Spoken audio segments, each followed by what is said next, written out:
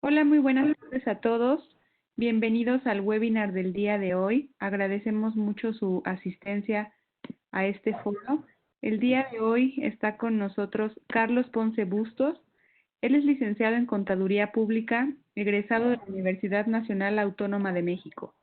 Cuenta con una trayectoria de más de 35 años en el medio, ocupando puestos de director de análisis y de estrategia, así como banca patrimonial y director general adjunto de reconocidas firmas locales e internacionales como Grupo Bursátil Mexicano, Santander Investment, Grupo ICSE y Grupo Financiero B por Más. En 2018 inició su propia firma de difusión, análisis y manejo de inversiones. Actualmente tiene una alianza estratégica con el grupo financiero Actinver. Las áreas de análisis y estrategia bursátil están a su cargo. Han sido reconocidas internacionalmente como algunas con los mejores pronósticos y resultados de estrategias e inversión. También ha sido profesor de materias relacionadas a su actividad profesional a nivel licenciatura y maestría, y ha sido consejero en distintas universidades públicas y privadas. Le damos una gran bienvenida a Carlos y recuerden que pueden hacer todas las preguntas que necesiten del lado inferior derecho en la parte del chat. Al finalizar esta ponencia, nosotros podremos hacerlas y responderlas a la brevedad. Si no alcanzáramos a contestar todas las preguntas, dado el tiempo de la sesión, no se preocupen, nosotros les vamos a mandar también dichas preguntas que Carlos amablemente nos va a ayudar a contestar. Bienvenido, Carlos. Gracias, Mel. Muchas gracias por la invitación. ¿Me escuchan bien?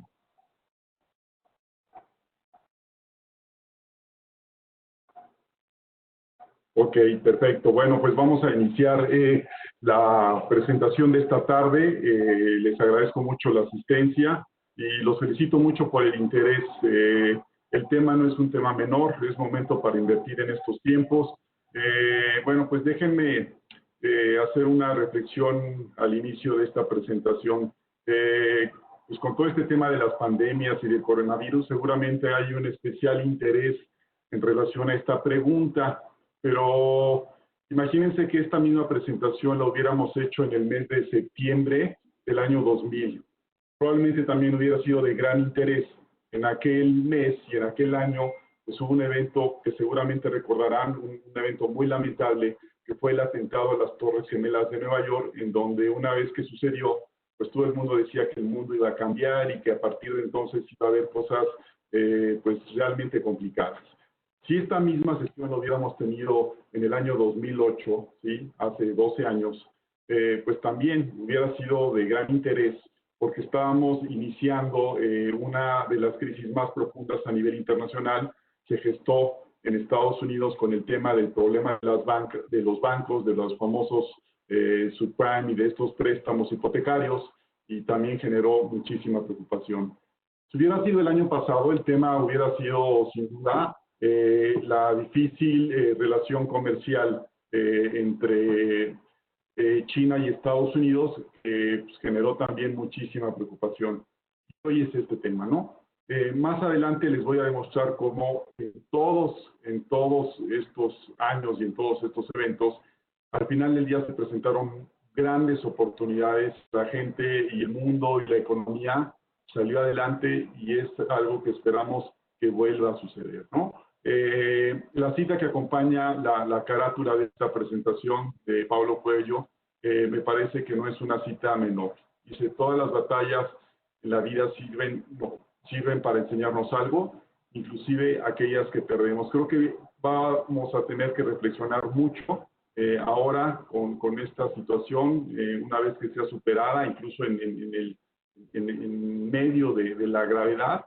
Y creo que una de las grandes lecciones que está dejando pues, un evento que nadie esperaba y que nos ha obligado a estar encerrados ya por varios meses, pues es la necesidad de tener una buena disciplina de ahorro y de inversión. Lamentablemente ha habido gente que ha quedado sin empleo, que lleva ya varias semanas pues en una situación difícil, pero si esto sucede sin tener una base, un seguro económico de alguna manera, pues la dificultad resulta mayor. Entonces, cada uno seguramente llegará a sus propias conclusiones, pero esta en particular, por el tema de hoy, me parece importante. Y bueno, iniciemos con esta primera lámina. ¿Qué piensan? ¿Qué piensan al ver esta imagen? Estoy seguro que la gran mayoría está viendo una persona adulta reflejándose en su juventud al espejo y probablemente con algo de añoranza y tal vez reflexionando sobre pues, algunas buenas o malas decisiones que hizo de joven y que trascendieron en el tiempo. Pero ¿qué tal si esta imagen o este espejo fuera al revés? ¿Y qué tal si estuviéramos más bien del lado del joven que está viendo hacia el futuro y probablemente su sentir fuera, oye, ¿qué me espera? ¿Cuáles son el tipo de decisiones correctas que podría yo estar haciendo en este momento para pues, llegar a un futuro de una manera un poquito más sana y más completo, ¿no? Miren, en la oportunidad que tengo de presentarme en algunas universidades, me gusta mucho preguntarles a los jóvenes, lo hago en las universidades y lo hago luego en foros diferentes con gente mayor, y les pregunto cuáles son los aspectos que les resultan especialmente importantes con el tiempo que llevan de vida, ¿no? Bueno, pues los jóvenes en este orden más o menos es como frecuentemente responden, ¿no? Te hablan mucho de la importancia de la familia, de la escuela, de los valores, de la amistad, pues de sus viajes, y bueno, pues no puedo estar más de acuerdo con ellos. En muy contadas ocasiones, o inclusive a veces no lo llegan a comentar, señalan aspectos relacionados con salud y con estabilidad financiera. La razón me parece muy lógica. Yo creo que a esta edad pues la mayoría de los jóvenes son sanos y piensas que la salud pues va a estar ahí siempre. Y como la mayoría también depende económicamente de sus padres, pues es un tema que no les preocupa demasiado. Cuando tengo la oportunidad de presentarme con un auditorio diferente de gente mayor, el orden de la importancia de estos temas cambia radicalmente y aparece en primerísimo lugar aspectos relacionados con la salud, con la estabilidad financiera y con la compañía, ¿no? Entonces es un tema lógico y no es un tema menor. Cuando hablamos de temas de inversión, normalmente la gente lo asocia con situaciones de riesgo. Y entre otras cosas, lo que pasa es que los medios no nos ayudan demasiado, ¿no? Aquí ven ustedes algunas imágenes que recurrentemente aparecen en medios impresos, en las noticias, en la televisión, pues cada vez que hay una complicación a nivel global, a nivel nacional, y bueno, pues son el tipo de imágenes que nos invaden todos los días y esto pues nos genera siempre una relación de riesgo y de miedo, digamos, hacia el tema de las inversiones. Miren, cualquier decisión conlleva riesgo. O sea, creo que es un error preocuparse demasiado por tomar decisiones de inversión. Cualquier decisión, insisto, está sujeta a un riesgo y creo que el mayor riesgo es no tomar decisiones. Cualquier decisión, una buena amiga mía, su mamá lamentablemente falleció hace algunos meses bajando las escaleras, se tropezó, ¿no?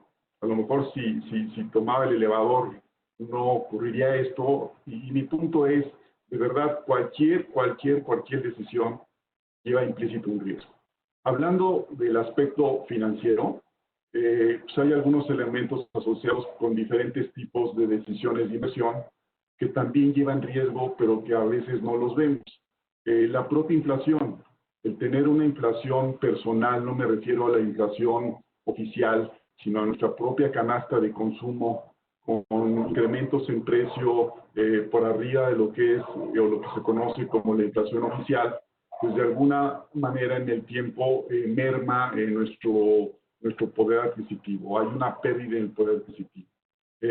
Para aquellos que llegan a invertir en algunos bonos de empresas o certificados privados, si en un momento dado el emisor de este bono no puede realizar los pagos, bueno, pues también hay un riesgo que en ocasiones puede ser mayor al de estar invertido en un instrumento como una acción.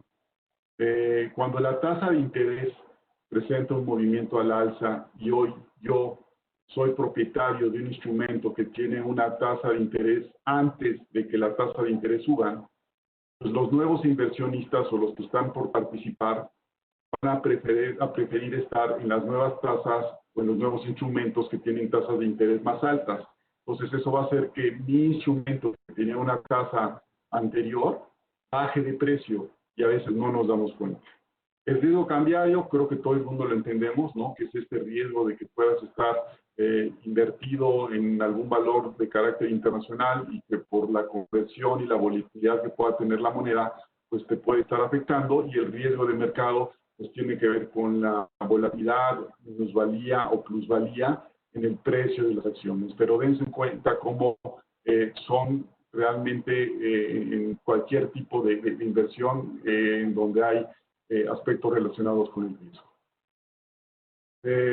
Invertir no es complicado, ¿no? Hay una percepción equivocada en relación a este tema, y lo que creo que nos debe quedar muy claro, y trataré de transmitirlo así en estos minutos, es que es verdaderamente necesario. Cuando me preguntan en algunos eventos, pues, ¿cuál es el mayor reto en México? Si es un tema relacionado con el consumo, si es un tema relacionado con las exportaciones, si es un tema relacionado con el gasto de gobierno.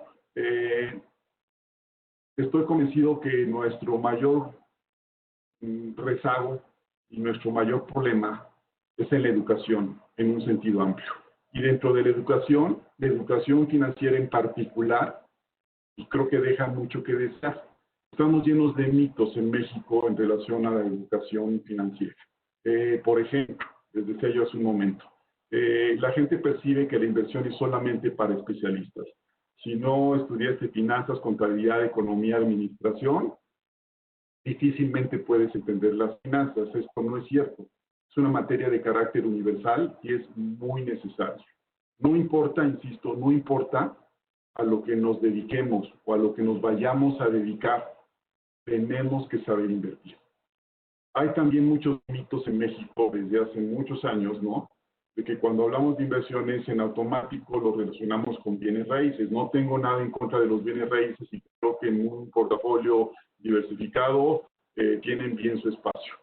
Pero pensar que es la única o la mejor inversión no necesariamente es correcto, ¿de acuerdo? La tradicional tasa bancaria hoy es lo más seguro porque ahí siempre vas a tener un dinero que te esté pagando un interés. Tengamos cuidado, sí, solo si tu nivel de inflación no es mayor a esa tasa bancaria. Ahora lo vamos a aplicar. Luego está también este mito relacionado con ser empresario. La forma tradicional como se percibe en México, pues ya saben, es, oye, pones tu empresa, de alguna manera el dinero que has ahorrado, pues lo diriges a un proyecto de este tipo, y empieza ahí, algunos con más, algunos con menos experiencia. Lamentablemente la estadística en México es que solamente 2 de cada 10 compañías que inician en un año sobreviven en este primer año. Y bueno, pues otros 2 muy tradicionales que es, oye, la bolsa es sumamente riesgosa, puedes perder todo, es un tema de suerte, necesitas mucho dinero, ¿no? O pensar, cuando piensas en bolsa, que solamente puedes invertir de manera local. Somos inversionistas del mundo desde hace mucho tiempo y no estamos sujetos solamente a las alternativas en el mercado local, sino también en el mercado internacional. Muy rápido, ¿no? Nada más les comento, esta es una información estadística que compara lo que es el índice de la Sociedad Hipotecaria Federal, que sería el equivalente al precio promedio de los bienes raíces en México contra el índice de la bolsa o del mercado accionario. Del lado izquierdo de ustedes, en un fondo color más medio naranja, vemos una gráfica en donde ilustra la teoría de la inversión del bien raíz. Un bien raíz en promedio, insisto, en promedio, normalmente lo que haces es buscas un buen desarrollo, un desarrollo confiable en donde puedas estar comprando, digamos, algún departamento para invertir. Normalmente se desarrolla este proyecto en un plazo de 3 años y medio, y en promedio llegan a tener plusvalías de 30-35%. Digo en promedio, a veces es más, a veces es menos, ¿no? Pero una vez que este proyecto concluye, ya el crecimiento en la plusvalía de ese bien empieza a ser mucho menor. Entonces, posiblemente puedas tener una mejor plusvalía en un proyecto de ese tipo en un periodo de 3 años. Pero en el mercado accionario, si te llegas a quedar un poco rezagado en el tiempo, logras superar el rendimiento que tienes en una inversión de bienes raíces.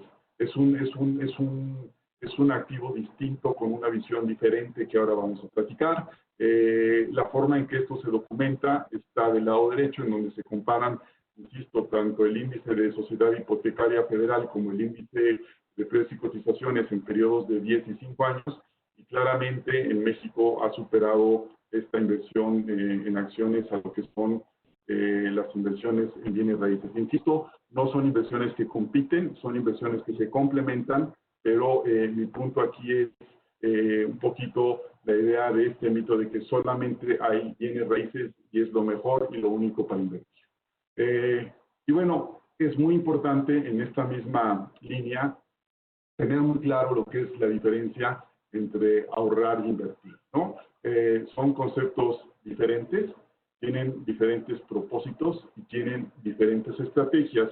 Sin alargarme demasiado, esta presentación va a estar a su disposición para que la vean en detalle, pero yo les diría, ahorrar se entiende como el proceso de mantener dinero en valores relativamente seguras y de fácil realización, le llamamos líquidas, que puedas disponer de tu dinero relativamente fácil, ¿no? Como regla general, los ahorros deben ser suficientes para cubrir gastos personales, la hipoteca, el seguro, el servicio del agua, de la luz, de las escuelas, de los alimentos, etcétera, etcétera. Invertir es un proceso diferente.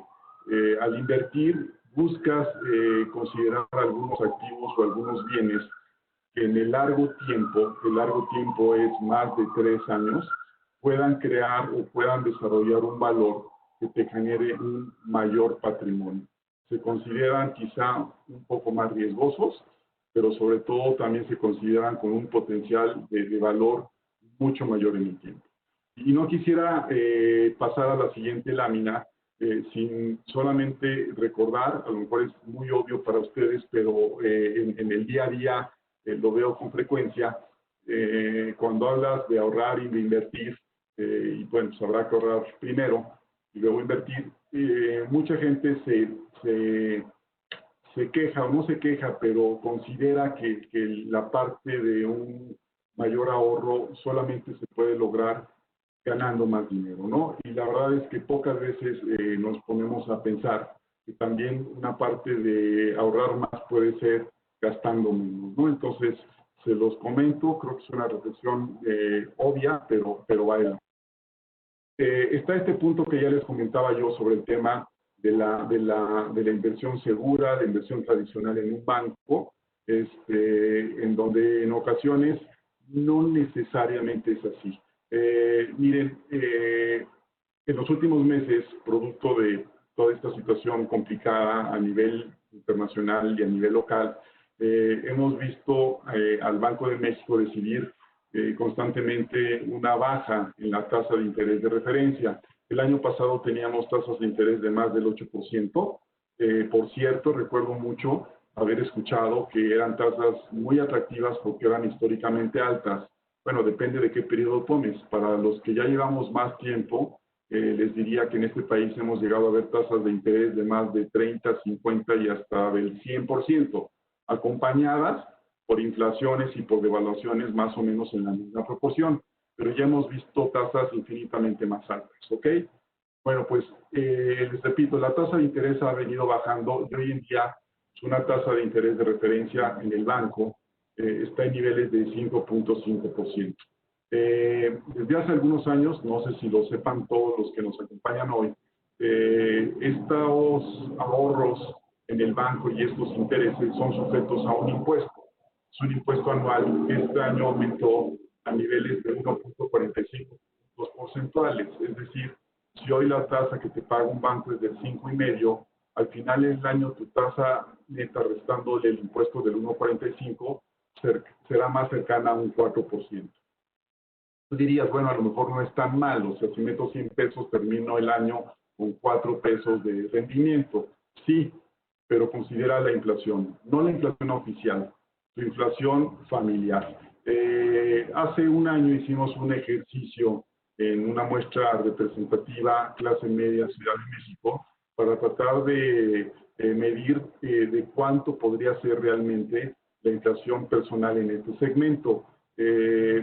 La verdad es que en este segmento pues, difícilmente las vacaciones, el médico, la diversión, la escuela, el predial, etcétera, etcétera, etcétera, se sube al 3,5%. La cifra que nos dio fue una cifra más cercana al 12%, es decir, arriba del 10%.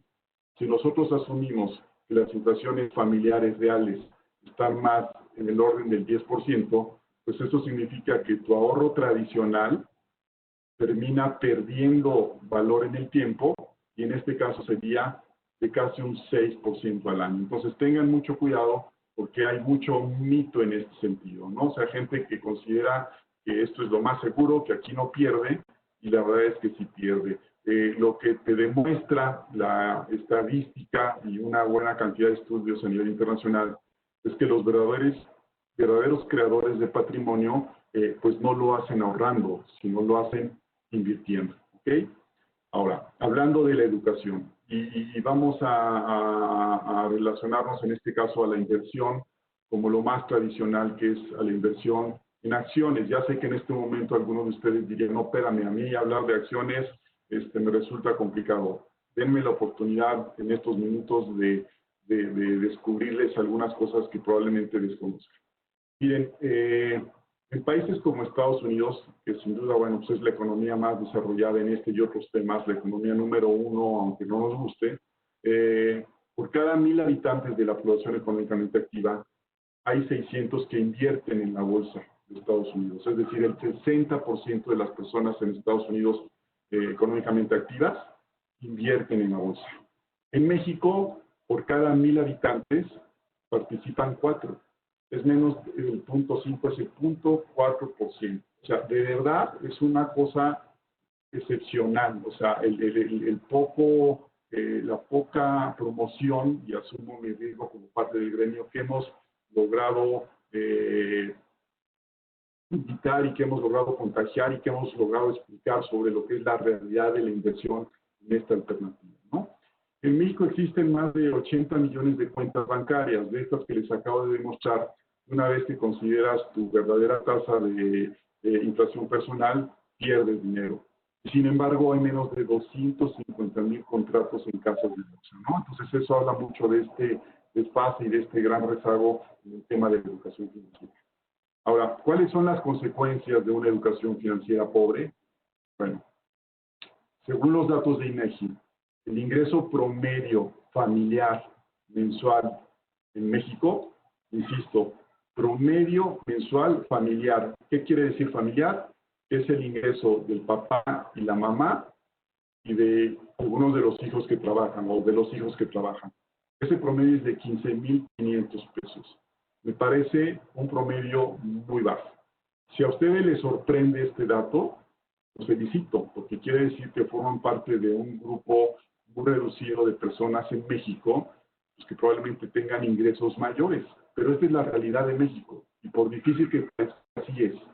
México es más allá de una buena universidad, de una buena colonia, de un centro comercial muy bonito, ¿no? O sea, en realidad México hoy pues, tiene una condición muy retadora.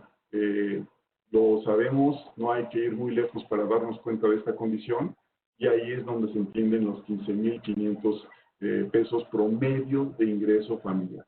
Les hago un ejercicio muy rápido para sensibilizarlos, sumamente hipotético. Y ahorita les decir por qué es hipotético, pero tómenlo por bueno. Y vamos a pensar que este grupo de familias en México con un ingreso al mes de 15,500 logran ahorrar el 20% de este ingreso, cosa que es imposible, ¿eh? Imposible. No hay forma de que con este dinero ahorres el 20%, pero dénmelo por bueno. Si llegaron a ahorrar el 20%, ahorrando el 20%, ellos podrían tener cada mes cerca de 3,100 pesos, es decir, en un año tendrían 37,200 pesos. En México, un departamento nada espectacular, muy regular, de menos de 100 metros cuadrados, puede valer fácilmente 3,500,000 pesos. 3,500,000 pesos, ¿ok? Bueno, para que estas personas que logran ahorrar esa cantidad de 37,200 pesos al año pudieran aspirar a comprar un departamento de 3,500,000 pesos, tendrían que pasar 94 años, asumiendo que dentro de 94 años todavía valieran 3,5 millones estos departamentos. O sea, fíjese la sensibilidad. Si nosotros hoy pensáramos en podernos retirar y quisiéramos tener un ingreso cercano a los 65,000 pesos, que esto es por arriba, digamos, del ingreso del 10% de los ingresos de las familias que más llegan a tener dinero, ¿no? Que tampoco me parece una cantidad extraordinaria. ¿Por qué? Porque si estamos hablando, digamos, ya de un tema de retiro, de jubilación, pues un seguro médico para una gente mayor, pues fácilmente le puede costar al año entre 250,000 y 300,000 pesos. Entonces los 65,000 no servirán para mucho. Pero vamos a suponer que ese sería mi objetivo. Bueno, pues para este objetivo, y por una tasa hoy cercana al 4% anual, requeriría más de 20 millones de pesos. Y no mucha gente en este país tiene más de 20 millones de pesos. Buenas noticias y malas noticias. La esperanza de vida crece en el mundo y en México no es la excepción. En el año 1930, la esperanza de vida en México era de 34 años. Para el año 2010 el promedio era 80 años. Hoy es de 83 y se estima que para el 2030 la esperanza de vida crezca a 90 años. La buena noticia es que estamos viviendo cada vez más. La noticia retadora es cómo queremos vivir estos más años. Es un tema de calidad de vida. Hay una encuesta muy interesante que realizó la Asociación de Aseguradores de Estados Unidos a nivel global, no solamente para Estados Unidos, y se concluyó lo siguiente, que cuando de cada 100 personas que empiezan a trabajar a los 21 años, a los 65 años, solo una de ellas, o el 1%, será una persona millonaria. 4 de ellas, es decir, 4 de las 100, a los 65 años, tendrán independencia financiera. Eso significa que no tendrán que estar trabajando para mantener su mismo nivel de vida. 15 de ellas, o el 15%, tendrán solo algún dinero, pero el restante 80%, a los 65 años, tendrán que seguir trabajando por necesidad, estarán quebrados financieramente, dependerán económicamente de alguien más, o simplemente estarán muertos. Entonces, esto es lo que está detrás de una mala educación y de una mala decisión en temas de inversiones o de cultura financiera. La lámina que ven ustedes es el famoso ciclo de vida patrimonial, ¿no? Es la línea que está punteada de color naranja rojizo y se puede entender de manera muy lógica, ¿no? Vean ustedes, termina uno la universidad, se casa, compra casa, vienen los hijos, y es el periodo en donde desde el punto de vista patrimonial, pues uno puede ahorrar menos, puede tener, sufrirla un poquito más por esta cantidad de gastos, pero si tu desarrollo profesional es un desarrollo creciente, pues esto empieza a mejorar, ¿no? En la medida en que ya te acercas a una edad mayor, tus hijos salen de la escuela, terminas de pagar quizá la hipoteca, y en eso pues, esto mejora. Pero hacia el final, digamos, de este ciclo, o con una edad mucho mayor, dejas de trabajar, vienen las jubilaciones, empieza a haber un tema de mayor gasto por cuidados médicos, y esto disminuye, es decir, el tema patrimonial en promedio vuelve a ser de una tendencia a la baja. Nuestro punto de vista, y es algo que comulgamos muchísimo con Actinver, que es esta gran institución en donde tenemos alianza, es de que el tema de la construcción del patrimonio tiene que ser vista como un fin, tiene que ser vista como un medio.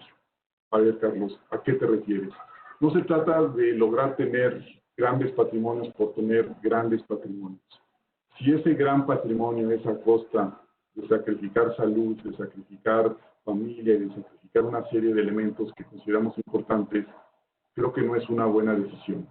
Se trata de que los objetivos de construcción patrimonial tengan un sentido, sean un medio. ¿Un medio para qué? Bueno, pues es un medio para algo que a lo mejor es demasiado amplio en su concepto, pero es lo que nosotros le llamamos para lograr ser feliz.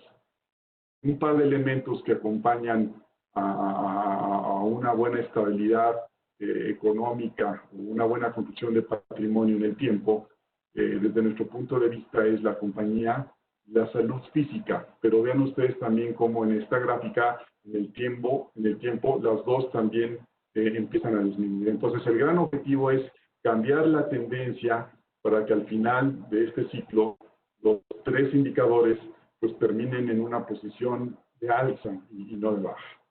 Bueno, oportunidades de inversión en épocas de crisis.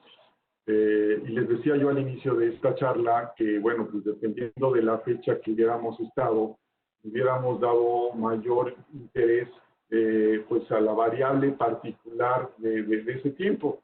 En esta ocasión, pues esta, sin duda, tiene que ser el desarrollo de esta pandemia internacional que afectó mucho a las economías.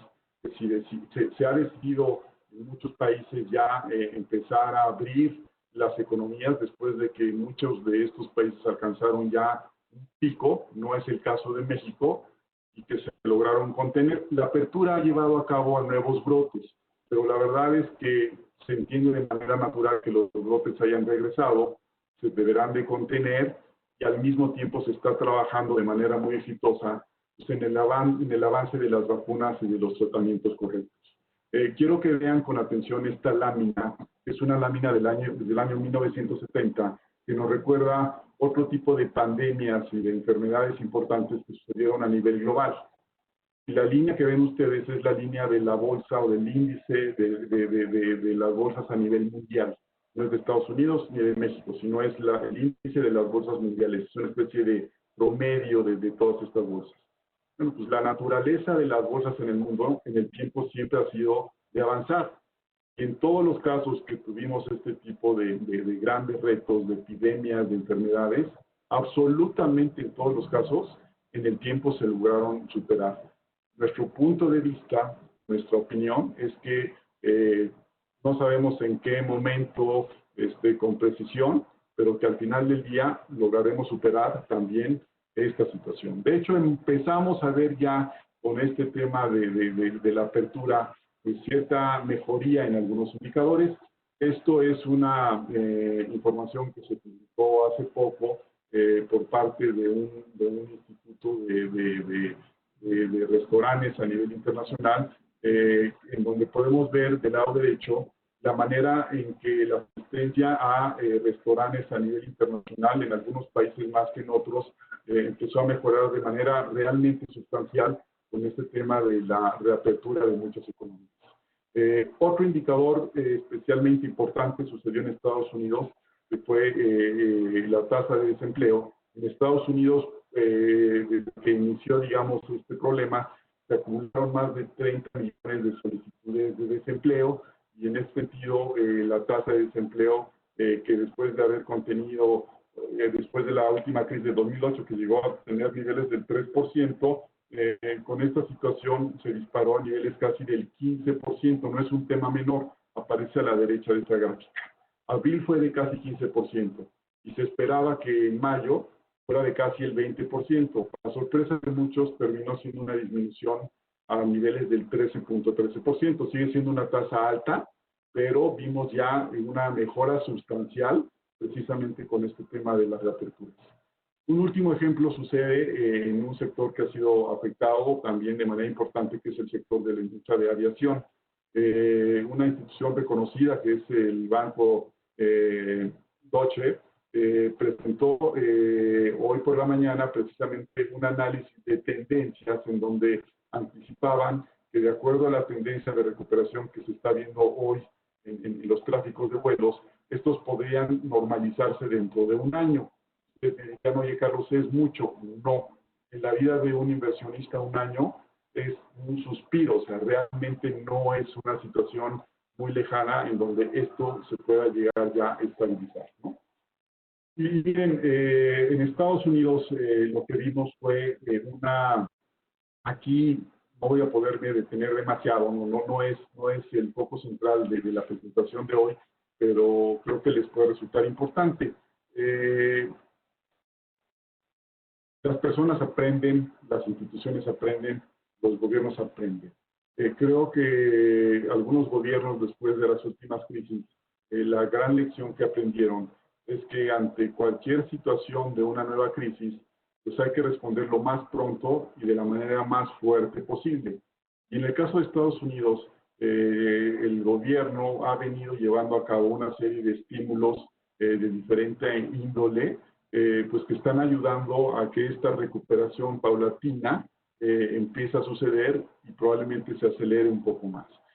No solamente bajó una tasa de interés a niveles cerca del 0%, que es bien importante, ¿eh? El que te bajen una tasa de interés al 0%, pues te ayuda mucho para todas las empresas y para todas las familias y los individuos que tienen alguna deuda, ¿no? En Estados Unidos el consumidor representa casi el 70% de su PIB o de su economía. Entre otro tipo de estímulos, además de bajar la tasa de interés, ¿no? El gobierno se hizo la tarea de estar repartiendo algunos apoyos y algunos fondos para pues, las familias que estaban teniendo que encerrarse y que estaban teniendo que estar sin trabajo. ¿De qué cantidad? Bueno, les puedo decir una cantidad y creo que a todos nos puede resultar difícil entenderla por lo grande que es, pero para ponerle en una forma más fácil, les diría que los recursos se siguen hoy todavía planteando nuevos estímulos, pero los estímulos autorizados en Estados Unidos solamente equivalen casi a la mitad de todo el PIB que hay en México, ¿no? En promedio, un adulto está recibiendo hoy al mes cerca de $1,200 de apoyo, mientras que los jóvenes reciben cerca de $500.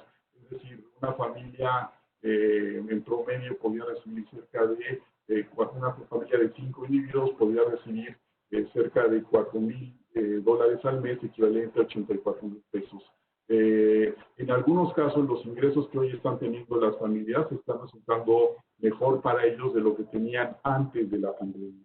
Pero no solamente están recibiendo más dinero, sino que con esta situación de aislamiento a nivel global, pues en Estados Unidos pasa igual que en México. O sea, estamos gastando menos, estamos utilizando menos el coche, estamos yendo menos a comer en restaurantes, estamos yendo al cine menos, estamos ahorrando, si quieren, de manera forzosa. Bueno, pues la combinación de estos dos factores ha sorprendido y ha hecho que en Estados Unidos en poco tiempo el ingreso personal crezca a poco más del 10% y el ingreso disponible casi al 13%. Se esperaba que en Estados Unidos con esta combinación la tasa de ahorro creciera a un ritmo del 8%. No fue así.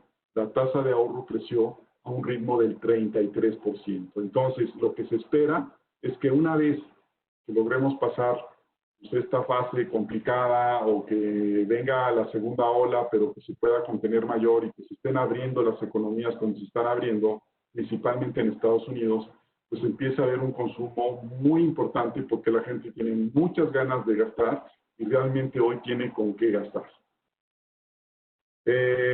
Paso al siguiente tema, que también es muy importante. Hablando sobre los mitos, y dije hace un momento que cuando hablábamos de acciones y hablábamos de inversión bursátil, en México pues existe esta percepción de mucho temor y de no querer saber demasiado. Les quiero presentar en este momento una lámina que nos recuerda lo que ha sucedido en la Bolsa de Estados Unidos en los últimos 94 años. Dice 92, en realidad son los últimos 94 años, desde el año 1926. Si ustedes se preguntarán, oye Carlos, ¿y por qué estás tomando un periodo tan largo, hombre? O sea, no había necesidad.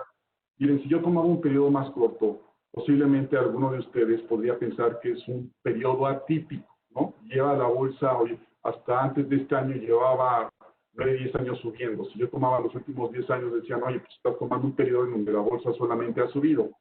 Pero en los últimos 94 años, pónganse a pensar lo que ha pasado en el mundo y en Estados Unidos en particular. En los últimos 94 años es un periodo que abarca la recesión, la gran recesión y la gran depresión del año 1929. En este periodo ha habido asesinatos de presidentes en Estados Unidos, ha habido renuncias de presidentes de Estados Unidos, ha habido otro tipo de pandemias, ha habido ataques terroristas, se los comentaba al inicio de esta presentación, ha habido guerras, ¿no? Ha habido cualquier cantidad de dificultades. Y sin embargo, vean ustedes cuál ha sido el resultado del comportamiento del mercado accionario en aquel país. La lámina, lo que está con línea oscura, ¿sí? Son los ciclos al alza. Después están en línea gris cuando se interrumpe el ciclo, y no es que caiga, sino que ahí empieza un ciclo a la baja. Si nosotros lo analizamos en estos 94 años, resulta que el promedio de duración de un ciclo al alza es de poco más de 9 años. De 9 años es el promedio de los ciclos al alza. Y su rendimiento en promedio, es de casi 500% en dólares. Mientras que los ciclos a la baja, que los hay, por diferentes razones, su duración es de apenas 1.4 años y sus minusvalías son del orden del 41%. Oye, 41% no es poco, Carlos, no, pero no tiene que ver nada con los avances del 500% que se dan en los ciclos de alza. Si yo esta gráfica que ven ustedes de esta manera la pudiera unir para ponerla en una sola gráfica lineal, esta es la gráfica que verían. Y esta es la realidad, no solamente del mercado de Estados Unidos, porque otra vez, por tiempo no puedo traer más información o no quisiera más información, pero no es una gráfica muy diferente. En un promedio de 18 mercados accionarios a nivel internacional, resulta que en un plazo también de más de 90 años, se han pagado 20 veces más que sus tasas de interés en cada uno de estos países sin inflación. Es impresionante. En esta gráfica, lo que yo quisiera que vieran, ¿no? Porque, a ver, esta gráfica no la inventé. Esta gráfica son datos duros. Yo sé que muchos de ustedes han escuchado historias no muy favorables en relación al mercado accionario. Lo que está con más oscuro corresponde a estos ciclos de baja que mencioné. Pero vean ustedes cómo absolutamente cualquier inversionista que participó en el mercado accionario, pero que entendió de lo que se trataba, se quedó ahí, en el tiempo relativamente corto, no solamente recuperó su inversión, sino en el tiempo vio crecer como en ninguna otra alternativa sus inversiones. Esta sí será siendo la mejor alternativa de construcción de patrimonios. Hay una cita que me gusta mucho, que la apunté aquí, del señor George Gerber, que dice, puedes perder una mosca para pescar una trucha. ¿De qué se trata esto? En mi desarrollo profesional escucho a mucha gente decir, oye, Carlos, es que yo no invierto en bolsa, no vaya a ser que vaya a caer. A ver, esa probabilidad va a existir siempre, pero históricamente la corrección va a ser menor. O sea, va a ser menor en proporción y va a ser menor en el tiempo. A ver, el ejemplo más claro que les puedo dar, pues está sucediendo en este año. O sea, el mercado con todo este tema de la pandemia tuvo una corrección importante a partir del mes de marzo, y hoy ya se recuperó, prácticamente está en los niveles máximos antes de la pandemia. O sea, la gente estaba esperando una corrección, vino la corrección y se espantó y no quiso participar en la corrección cuando claramente volvía a ser nuevamente una gran oportunidad, ¿no? Ok. El último mito del que les hablaba era este mito del ser empresario, ¿no? De cómo, pues de alguna manera, quizá muchos hemos pensado en algún momento ser empresarios, pero la forma en que pensamos siempre de ser empresarios, pues genera cierta preocupación, poca experiencia, poco tiempo, voy a meter ahí toda mi lana, no sé bien cómo manejar un plan de negocios, y por eso les decía que la supervivencia es muy pobre, ¿no? Eso ha dado lugar a que las franquicias cobren mucho interés, pero hay una alternativa muy interesante que no la hemos sabido, y insisto, vuelvo a asumir esa responsabilidad, comunicar correctamente. Ser inversionista en el mercado accionario, es una forma de ser empresario de una manera distinta. A ver, esta lámina que ustedes ven aquí, quizás sea de lo más importante de esta tarde, es una tabla que nos recuerda al inicio de este año quiénes eran las 20 personas con mayor patrimonio en todo el mundo. Esta es una lista que recurrentemente publica en una revista que se llama Forbes, ¿no? Esta lista está constituida más o menos por poco más de 2,000 billonarios, que es gente que tiene más de 1,000 millones de dólares en 72 países, y esta es la lista de los primeros 20. Encabeza el famosísimo Jeff Bezos de Amazon, está ahí Bill Gates de Microsoft, está ahí Warren Buffett, etc. Pero ¿por qué se las digo? Si yo no les enseñara esta tabla y estuviéramos en un lugar distinto y les diría yo, oigan, ¿cuáles creen ustedes que son las profesiones con las que la gente ha logrado crear mayores patrimonios? ¿Qué tipo de actividad? Que no es un razonamiento menor. Yo quiero ser un plan. Déjame acercarme a los que destacan y déjame preguntarles cómo lo hacen. En el tema del patrimonio no es muy diferente. ¿Quiénes son los grandes creadores de patrimonio? Estos son los grandes creadores de patrimonio. Bueno, ¿quiénes están en esta lista? Y aquí están los primeros 20 nombres. Pero si yo pusiera la lista completa de los 2,153, y ustedes me dijeran, oye, yo percibo, con todo respeto, a los médicos como una profesión que puede llegar a crear grandes patrimonios, bueno, con esta lista de 2,153 no hay ningún médico. Oye, Carlos, ¿qué me dices de los abogados que ganan casos corporativos extraordinarios y llevan una buena cantidad de dinero? No hay ningún abogado en esta lista. Bueno, ¿qué pasa con estos súper deportistas millonarios que ganan millones, cientos de millones de dólares? No hay ninguno aquí. Entonces, ¿cuál es la profesión en el mundo que genera los mayores patrimonios? A ver, empresario o inversionista. Punto. No hay otra. Pues entonces sí tengo que ser empresario, sí. O inversionista, sí. Pero hay una forma diferente que no es la tradicional. Y es que cuando tú inviertes en bolsa, te vuelves dueño de las empresas que compras. Por favor, dejemos de pensar en la bolsa como una casa de apuestas. Dejemos de pensar que las decisiones en la bolsa se toman por corazonadas, se toman por rumores, se toman por chismes, ¿no? Tienes que tomar decisiones como lo que eres, como un empresario, como alguien que va a ser suyo, que va a ser dueño de una compañía. Si tú decides comprar acciones de Amazon, te vuelves socio del señor Jeff Bezos, uno de los directores más reconocidos, más exitosos a nivel internacional. Lo mismo se hace con Microsoft, lo mismo se hace con Facebook en el caso de Mark Zuckerberg, ¿no? Lo mismo con muchos otros nombres que aparecen aquí. El mismo 35% que ha ganado en este año tan complicado Amazon, el mismo 35% que ha ganado en su patrimonio el señor Jeff Bezos, es el mismo 35% que han ganado todos los dueños de Amazon que invierten en bolsa. No se trata de invertir en una sola acción, por eso hay que diversificar, ahorita lo vamos a platicar. Pero ese es el verdadero espíritu, ese es el verdadero sentimiento de inversión en bolsa, ser empresario de una forma diferente. Yo puedo ser ingeniero, yo puedo ser abogado, yo puedo ser médico, yo puedo ser estudiante, yo puedo ser ama de casa y además ser empresario de una forma poco tradicional a como lo hemos visto en México. ¿Cómo? A través de la inversión en el mercado accionario. A la derecha está un mapa. Es el mapa, le llaman de los billonarios. Tiene una distinción en cuanto a los números que se manejan. Es en qué países habitan personas o individuos con más de 50 millones de dólares. Prácticamente la tercera parte está en Estados Unidos. Aquí no hay coincidencias. En láminas anteriores les dije que en Estados Unidos el 60% de la población invierte en ¿qué? En mercado accionario. Por eso han tenido un crecimiento en patrimonio. De los primeros 20 nombres de esta lista de los billonarios, el 65% de ellos, ¿en dónde está? Pues está en Estados Unidos.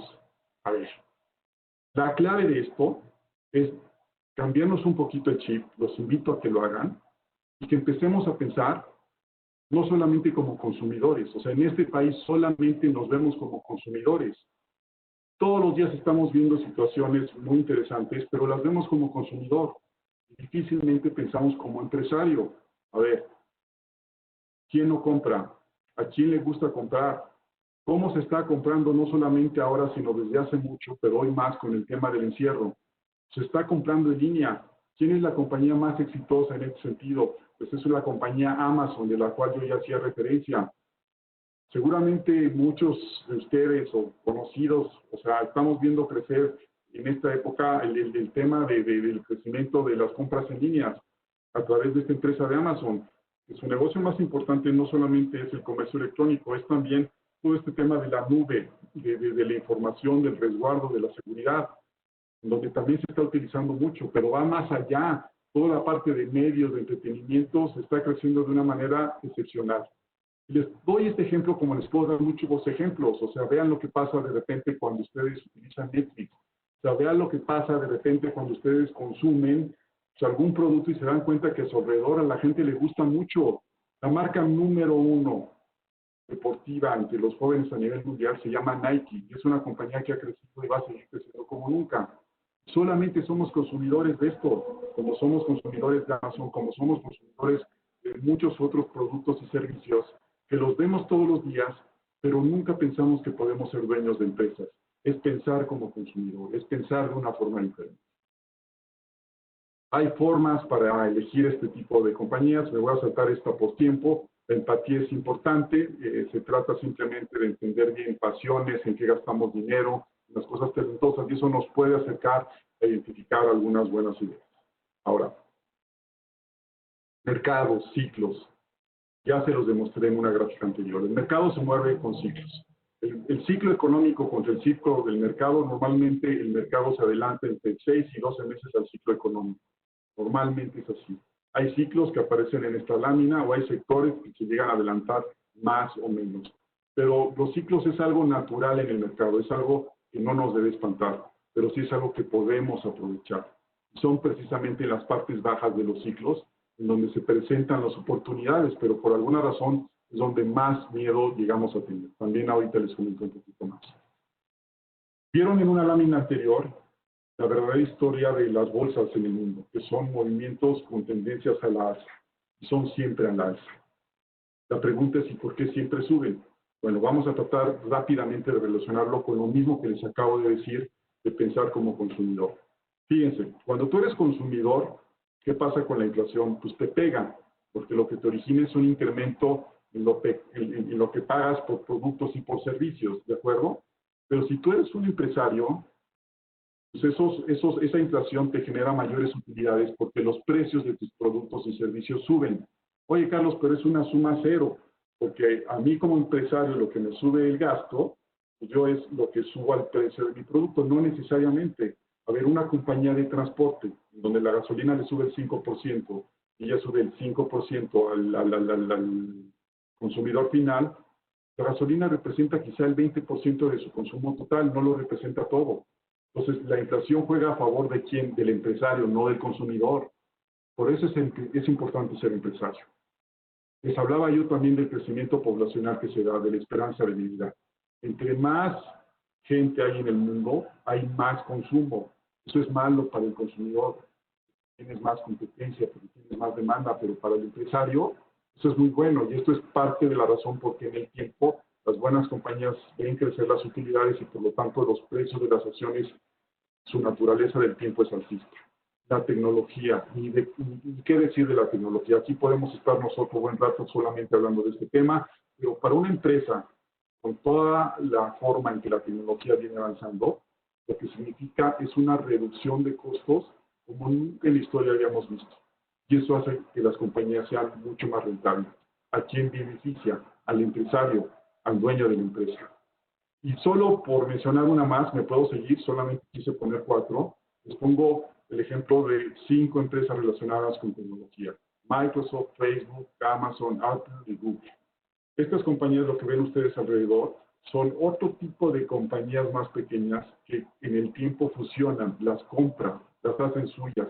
Son compañías tan grandes, con tanto dinero, con tanta liquidez, que tienen la capacidad de comprar otras compañías pequeñas. Facebook, con el caso de WhatsApp. Ahorita WhatsApp empieza a trabajar con ventas ya a través de las aplicaciones, con un tema de monetización que verdaderamente va a hacer que Facebook alcance una dimensión distinta como compañía. Entonces, cuando ustedes les hablan de Amazon, de Apple, de Microsoft, de Facebook hoy, Si las quieren comparar con lo que eran estas compañías hace 2, 3 años, 5 años, 10 años, son completamente diferentes, porque en el tiempo crecen cada vez más, son cada vez más grandes, ¿no?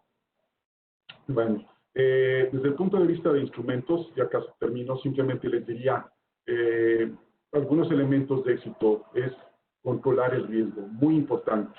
La base del control del riesgo es la diversificación, pero tengan mucho cuidado. En esta lámina lo que ven en el centro, digamos, son los cajones típicos en que tú puedes diversificar un portafolio. Deuda, acciones, divisas, bienes raíces, materias primas, etcétera, etcétera, ¿no? Pero date cuenta cómo en muchos de estos instrumentos luego tienes diferentes emisores, diferentes compañías, ¿sí? Y después tienes diferentes plazos, y después tienes diferentes países. Entonces, puede ser que en un momento dado tus opciones de diversificar sean enormes.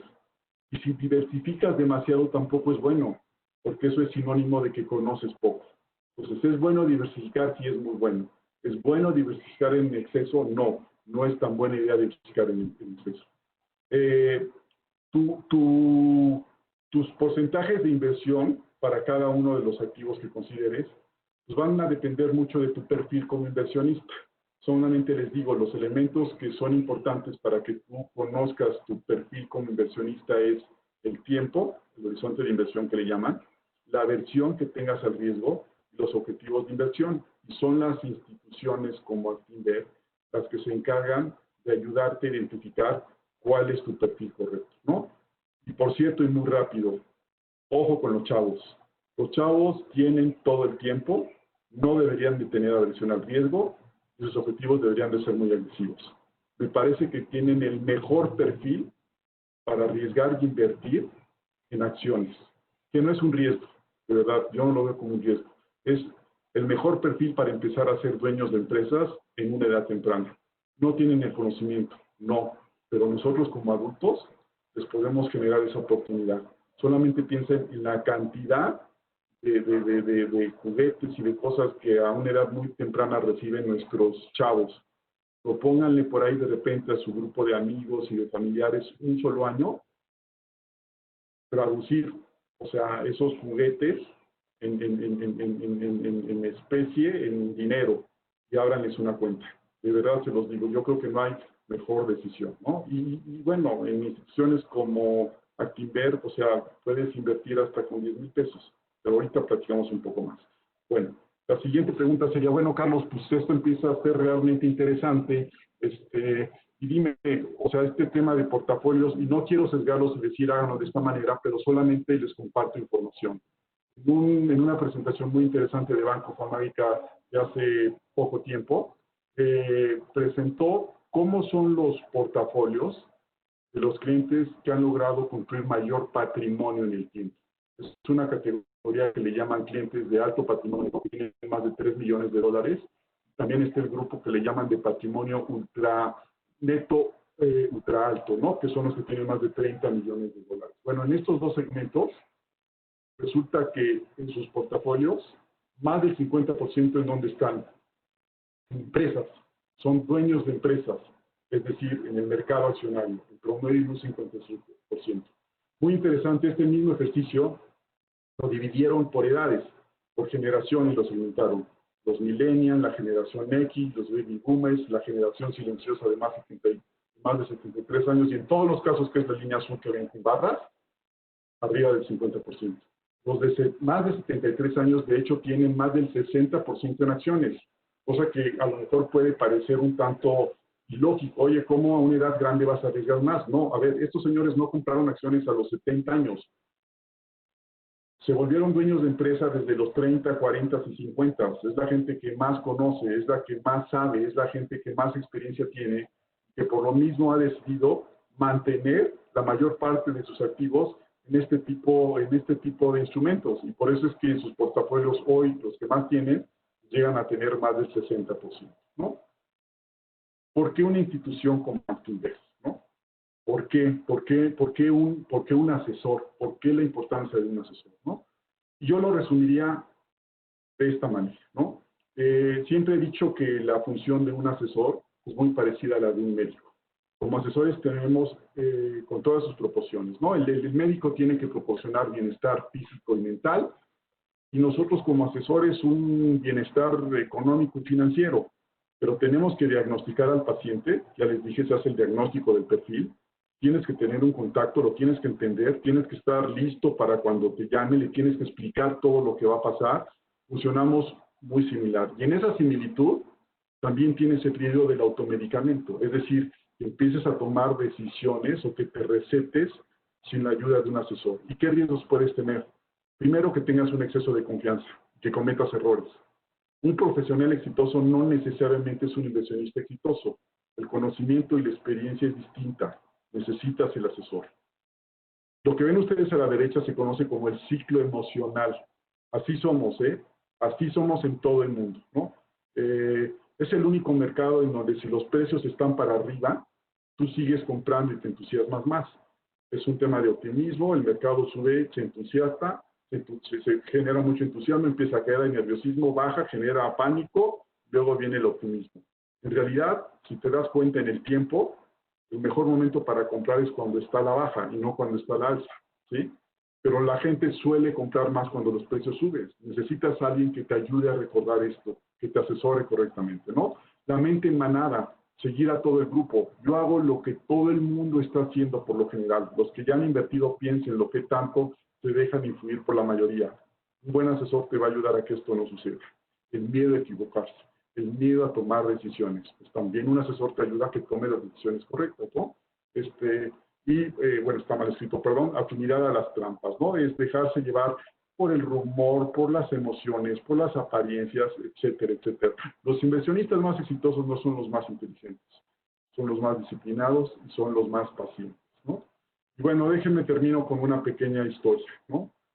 A ver, el mercado accionario es un centro de distribución, donde el dinero se mueve de los impacientes a los pacientes. Los impacientes son este tipo de participantes, tipo traders que compran, venden siempre o muy frecuentemente. Y luego está el inversionista de largo plazo, más institucional, más paciente, ¿no? ¿A quién cree que les va a ir mejor? Bueno, históricamente está demostrado que las gentes que han logrado convertir 10 millones a 100 millones no son los traders, son los inversionistas institucionales, los empresarios en bolsa, los más pacientes. Los mercados siempre han sido hostiles con los que entran y salen, pero siempre ha sido amigable con los que compran y se mantienen, ¿no?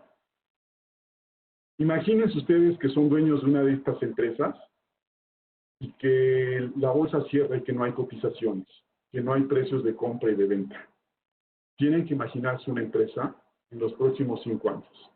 Si ustedes creen que una empresa como Amazon, que una empresa como Nike, como Google, como Facebook, como muchas que mencioné, dentro de 5 años nos van a sorprender y van a seguir sacando productos extraordinarios y van a seguir teniendo el liderazgo y van a crecer cada vez más y cada vez tendrán mayor valor, son compañías en donde vale la pena ser bueno. Piénsenlo de esa manera, piénsenlo de esa manera. El cuento con el que termino es un cuento en donde en alguna ocasión un arquitecto urbanista en Francia fue advertido que no debería plantar árboles a lo largo de un bulevar muy bonito en París.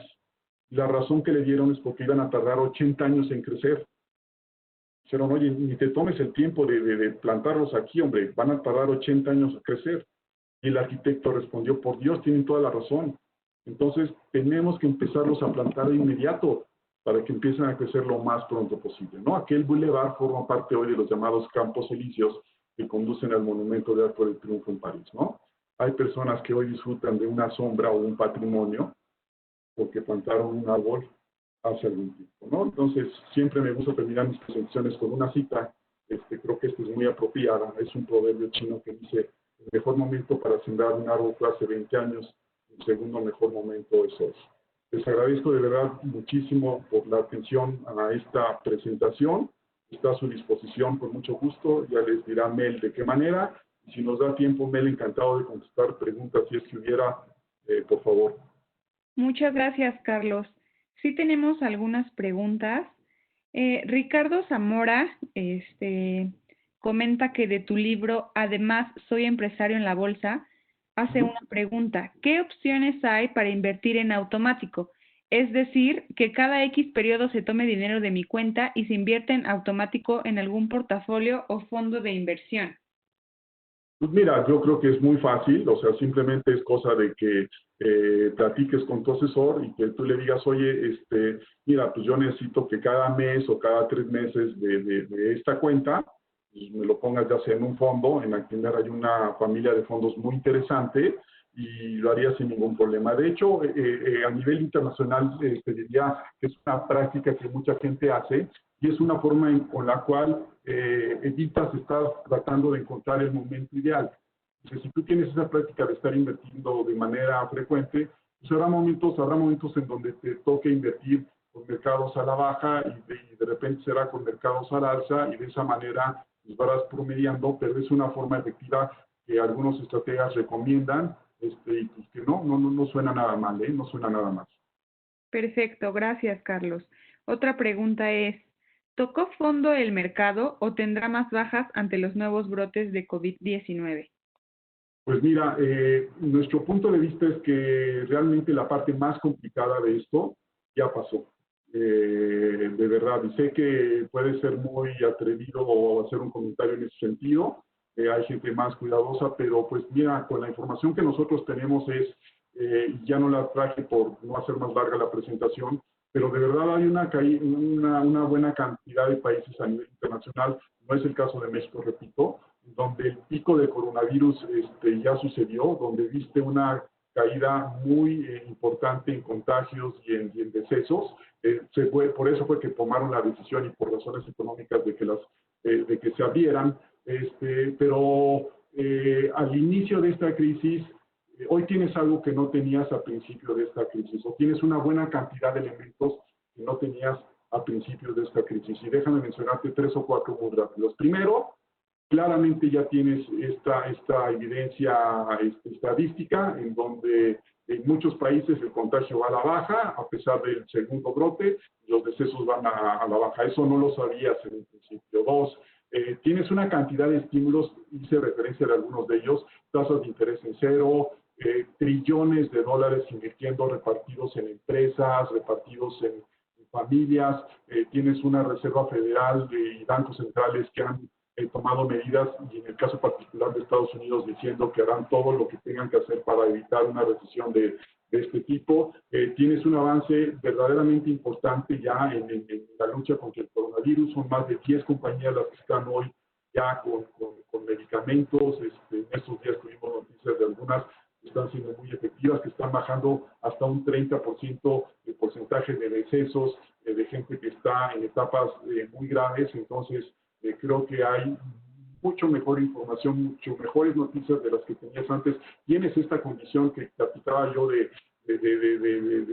con todos los estímulos en Estados Unidos, de familias con un poder adquisitivo hoy más alto del que estaban antes de las pandemias. Y déjame nada más terminar diciéndote que muchos de estos estímulos van a continuar. O sea, si llegara a cumplirse el objetivo de tener esta vacuna para finales de este año o en algún momento a principios del próximo año, seguramente por lo menos año y medio más tendríamos estos estímulos. Y estos estarían generando entonces un tema muy favorable para las economías y para los mercados, ¿no? Los mercados se han adelantado, por eso es que después de una caída muy importante que vimos con el inicio de esta pandemia, pues prácticamente regresaron ya a sus mismos niveles, ¿no? Ok. Otra pregunta es, ¿cuál es la manera correcta de evaluar las inversiones en el tiempo?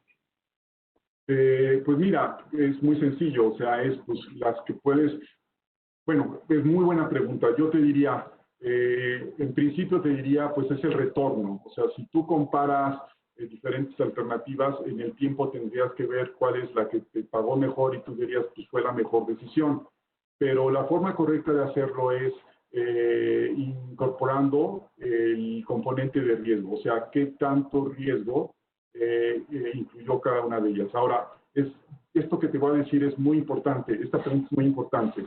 Fíjense, no por el hecho, vamos a suponer que todas las personas que nos hacen favor de escuchar decidieran invertir en bolsa, no por el hecho de que todos estamos invirtiendo en bolsa tenemos el mismo riesgo. Y tampoco vamos a tener el mismo rendimiento solamente por el hecho de invertir en bolsa. ¿Por qué? Porque probablemente tengamos portafolios diferentes.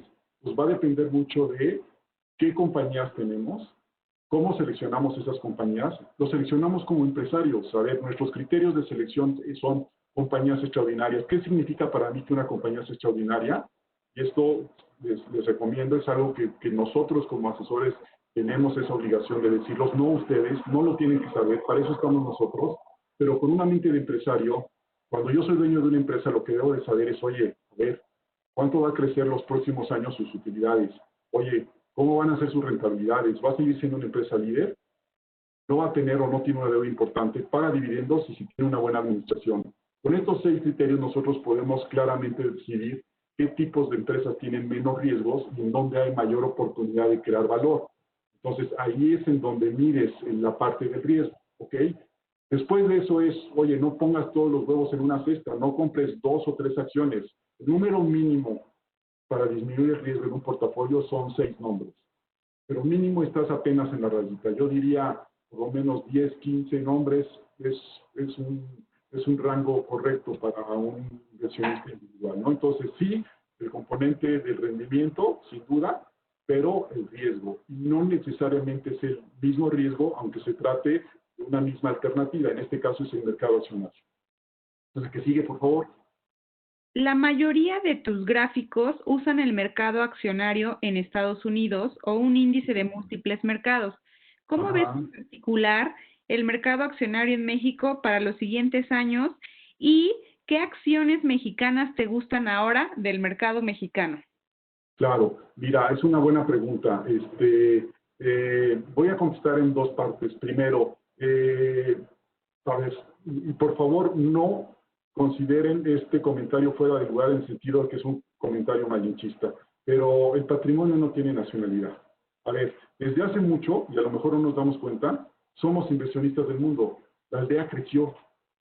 Hoy desde México tenemos la oportunidad de invertir prácticamente en cualquier lugar del mundo. La Bolsa Mexicana hizo un esfuerzo extraordinario desde hace muchos años para crear el Sistema Internacional de Cotizaciones. Hoy hay más de 700 valores internacionales que podemos acceder desde México para invertir en el mundo. ¿Ok? Entonces, regresando al concepto de empresario, soy dueño de acciones. ¿De qué acciones o de qué empresas? De las mejores empresas. ¿Dónde están? No importa en dónde estén. Yo no sé si son chinas, si son europeas, si son americanas, si son mexicanas. Yo voy a ser dueño de las mejores empresas en el mundo.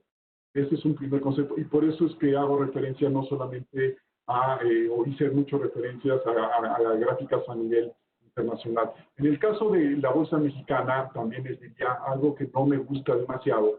Es si yo les presentara una gráfica de la Bolsa de los últimos 5 o 6 años, pues seguramente se estarían desanimando, ¿no? ¿Por qué? Porque no es un índice que ha crecido, o sea, ha sido probablemente hasta negativo su rendimiento. Pero eso también genera una impresión equivocada. ¿Por qué? Porque en México pues, hay un grupo de 5 o 6 compañías que mueven prácticamente el 70% del movimiento del índice, cuando hay poco más de 140 compañías. Cuando tú en este mismo periodo de los últimos 5 o 6 años tomas a las 30 mejores empresas mexicanas, su rendimiento promedio es cercano al 40% contra el índice que es negativo. Y si amplías esa muestra de 30 a 50, su rendimiento promedio es casi del 30%. Entonces, por eso a veces no me gusta utilizar, en el caso particular de México, el índice, porque no es tan representativo. Sí creo que en México hay muy buenas compañías, ¿no? Muy buenas compañías, hay compañías muy subvaluadas.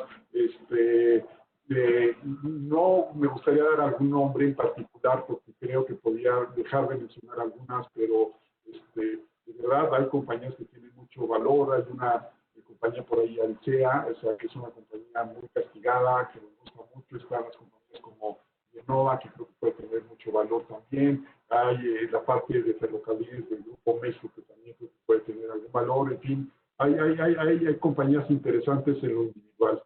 Aunque también creo que hoy México está pasando por una condición quizá un poco más complicada que otros países, no solamente por el tema del coronavirus. Hoy lamentablemente se estima que el crecimiento en México este año sea negativo. hasta he visto estimaciones de caídas hasta niveles de menos 10.5%. Una serie de estrategas internacionales han puesto en la mesa la posibilidad de que México pierda el grado de inversión. Entonces, de alguna manera, hoy los inversionistas internacionales perciben algo más de riesgo en México, y eso es algo que indudablemente afecta al mercado, ¿no?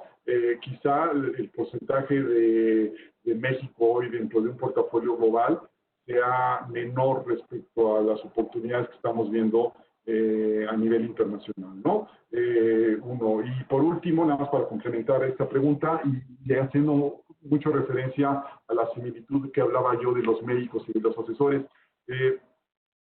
si en un foro como este alguien pregunta, oye Carlos, ¿cuál sería el portafolio ideal para distribuir, ¿no? Yo solamente les di como referencia, y lo sigo creyendo, que la gente que más patrimonio ha creado es la que más ha tenido en sus portafolios la parte de inversión bursátil, de acciones, ¿no? Y veo ahí cómo hay proporciones de más del 50%, sin que yo les diga que tienen que tener más del 50%. Va a depender mucho del perfil. Pero es como si ustedes me dijeran, oye, Carlos, ¿qué medicina nos recomiendas el día de hoy, no? Después de esta presentación. Pues es que depende mucho de lo que te esté doliendo. Entonces, el que yo les diga un portafolio, cómo lo diversificas, depende mucho del perfil que tengas. Y para eso es que se tienen que acercar con nosotros, con Actinver, con los asesores. Miren, esto a lo mejor no me lo preguntan y se los digo yo, en mi condición ya de independiente, después de 35 años, no decidí venirme con Actinver por casualidad. Esta institución, me atrevo a decirlo, es, si no la única, de las muy pocas, cuyo ADN, cuyo sentido de asesoría tiene que ver con la inversión, no con el ahorro. Este grupo, la parte del banco la tiene, ¿no? Funciona, pero no es el negocio principal. O sea, en un banco te van a decir, metas tu dinero en el banco, ¿por qué? Porque te pagan una tasa de interés muy chiquita, y ese dinero que metes en el banco, que ya te demostré con una inflación personal alta, te pierdes poder adquisitivo, mañana se lo prestan a alguien que va por el dinero. Tu mismo dinero que te pagan una tasa chiquita, a alguien se lo prestan con una tasa altísima. Y ese es el gran negocio de los bancos. Y mientras muchas casas de bolsa forman parte de grupos financieros, pues hay poco interés en promover realmente la inversión, promover realmente el beneficio al cliente. No es el caso de Actinver, se lo digo de verdad. Por eso quisimos hacer la alianza con Actinver. Son pocos grupos los que tienen esta característica. Aquí lo que predomina es la asesoría de la inversión. La gente no hace patrimonios ahorrando, la gente hace patrimonios invirtiendo. Si quieres tomamos una más, Mel, para ya no alargarlo, perdón, porque a lo mejor ya me alargué un poquito. No te preocupes, Carlos. Sí, la última pregunta es, me gustaría ser empresario, como lo comentas, y me interesa saber cómo puedo comenzar a invertir sin ayuda de un asesor, y cuál consideras que es el monto mínimo o el sector más interesante en el momento. Ok, perfecto. Mira, hacerlo sin el asesor me parece un poquito arriesgado. ¿Por qué? Porque te vas a tropezar, te lo digo, ¿no? Entonces, hay una cita que me gusta mucho, como ven poner citas, que leí hace poco, o es un pensamiento que dice que nadie tiene el suficiente tiempo en la vida para aprender todo lo que necesita. Entonces, el que tengas un asesor, no lo veas como una persona, como un ente físico solamente.